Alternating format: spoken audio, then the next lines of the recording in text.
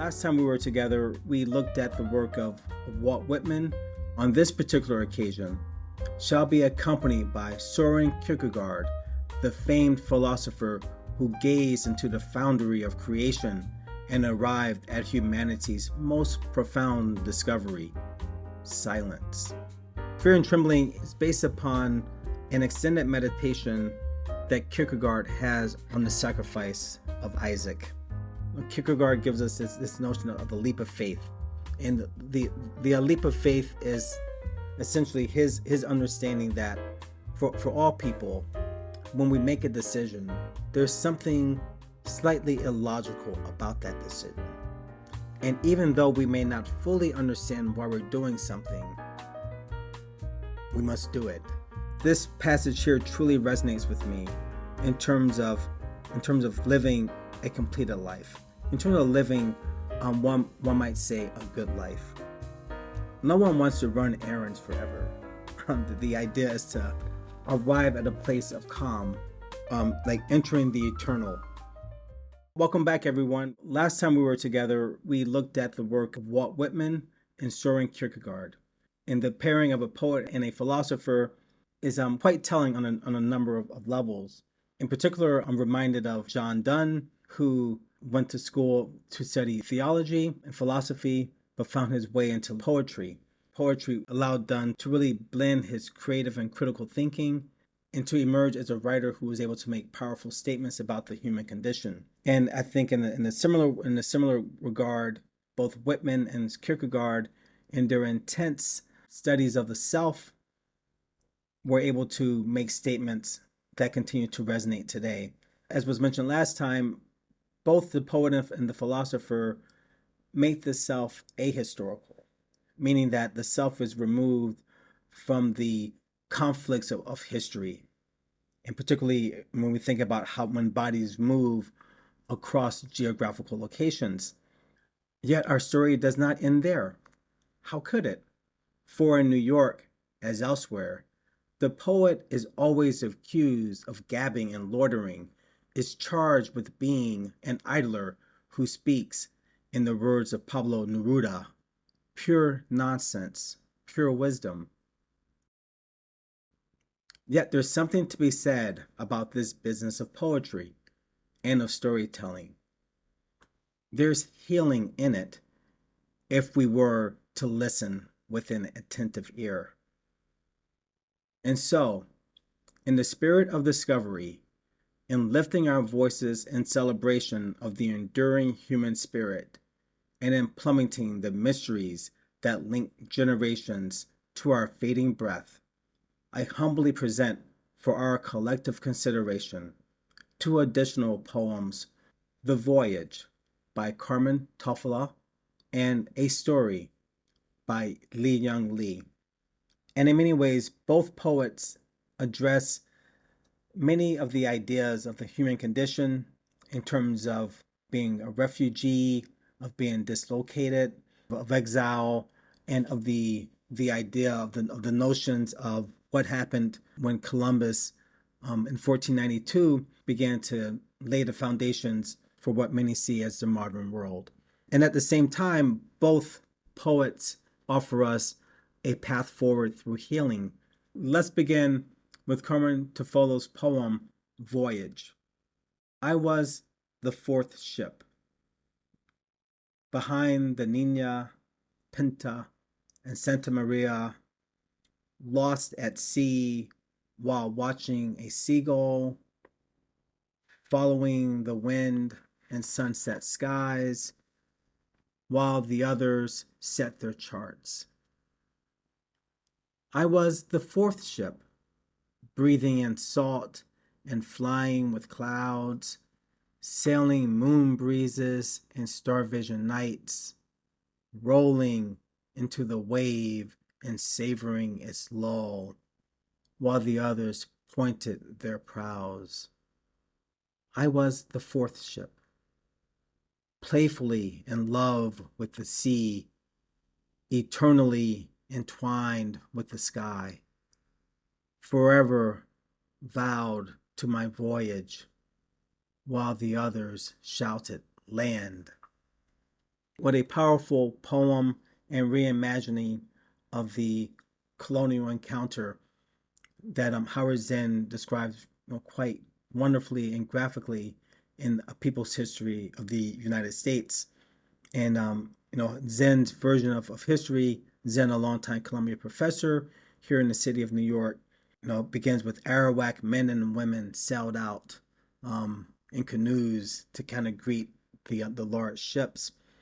And that point of view, that shifting of the telling of history from the perspective of the lions who won to those who were conquered but not destroyed, is quite powerful.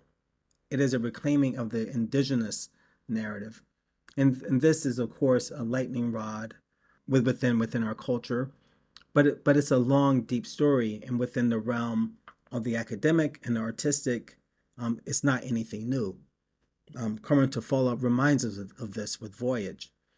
Those three ships that Columbus, the early 15th century master mariner and venture capitalist, his voyage is retold here by imagining a fourth ship.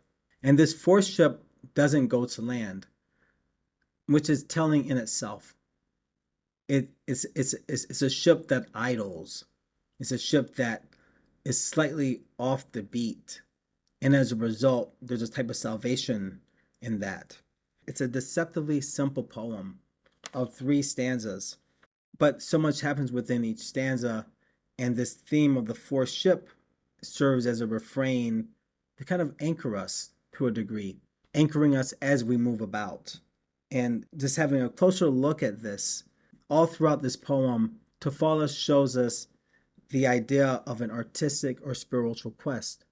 It's one in which the overall idea here is not the destination. It is keeping alive this eternal sense of play and of discovery itself. And this is what truly, for me, emerges throughout this poem. It's about infinite play. And it's a different type of discovery. It's a discovery of beauty in a world that's war-torn. And it's always a reminder that even within the great trauma of history, there is still healing when we make what Kierkegaard, in the last episode, talks about with the idea of the leap. Right? How do we make that leap to find healing? This is particularly important for such movements as the Harlem Renaissance as well, in terms of this idea that despite the destructive impulses, creativity still resides there close to the human spirit. And to disclose in this discussion of Tafolla's poem, it comes from her collection published in 2012 called Curandera. And Curandera, with the Latin root meaning cure, in Spanish, curandera is a healer who uses folk remedies to kind of bring about a type of healing. And what's closer to the heart of creation than song and poetry? Some of our earliest medicines. And Tafolla does a really lovely job in this particular poem in highlighting these aspects of poetry as part of the healing arts. Finally, I would like to bring our attention to a poem called A Story. And this is by the highly acclaimed poet Lee Young Lee. And this particular poem is a story of exile. Lee's father was a political refugee and who moved to Indonesia in the 60s. And while poetry tends not to be autobiographical, as poets wear masks, it's difficult not to read a little bit of Lee's life into this particular poem. And one may imagine that there were some stories that Lee's father did not share with his son. A story. Sad is the man who is asked for a story and can't come up with one. His 5-year-old son waits in his lap. Not the same story, Baba, a new one. The man rubs his chin, scratches his ear. In a room full of books, in a world of stories, he can recall not one, and soon he thinks the boy will give up on his father. Already the man lives far ahead. He sees the day his boy will go. Don't go. Hear the alligator story. The angel story once more. You love the spider story. You laugh at the spider. Let me tell it. The boy is packing his shirts. He is looking for his keys. Are you a god? The man screams. That I sit mute before you? Am I a god that I should never disappoint? But the boy is here. Please, Baba, a story. It is an emotional rather than logical equation, an earthly rather than heavenly one, which posits that a boy's supplications and a father's love add up to silence. This poem really is quite lovely because it ends on the most profound discovery, the most profound foundry of creation, which is silence itself. Creativity begins in the void, and Lee Young Lee reminds us of that. He also reminds us that the art of poetry is to shape silence, and this poem does a lovely job with this. It also brings to mind the importance of story, of sharing the sacred fire from one generation to the next, of linking one generation to the next with each fading breath.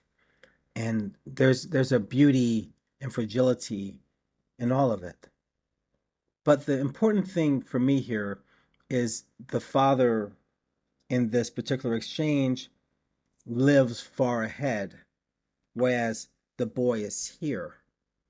And that particular idea is a bit of discord that for Lee Young Lee, he's bringing forth this notion that when one generation is with the next generation, being present is perhaps all that really matters. And the conclusion of this poem is so beautiful because of how it handles the weight of opposites. The question, we're told, is emotional, not logical. It's earthly, not heavenly. And then that curious verb, posits, which is out of philosophy. And this particular poem does a really nice job in painting many of the different threads that derive from the act of writing poetry. When we look at our lives from a particular angle, one can't help but to become philosophical. Poetry is about examining life and finding a way to reach a deep inner truth for each of us. And the fact that this poem ends with the note of silence is quite lovely. And so, just to close this edition of the Poetry Corner, this particular segment is connected with the one before it. And so, in closing, I'd like to offer a bit of Walt Whitman as a bookend here. In Whitman's Leaves of Grass, he tells us, all I mark as my own, you shall offset it with your own, else it were time lost listening to me. I do not snivel that snivel the world over, that months or vacuums in the ground but wallow in filth. Such important lines, particularly for Whitman, his acknowledgement that time is so important that for all the beauty a poet may bring to the world, unless we offset what each poet presents with our own experiences, we've lost time listening to someone else, when perhaps the most important voice is our own. And so, in short, the sun is shining, the day is bright, time to stack some hay. Let's get on with it. What's your story? we would love to hear.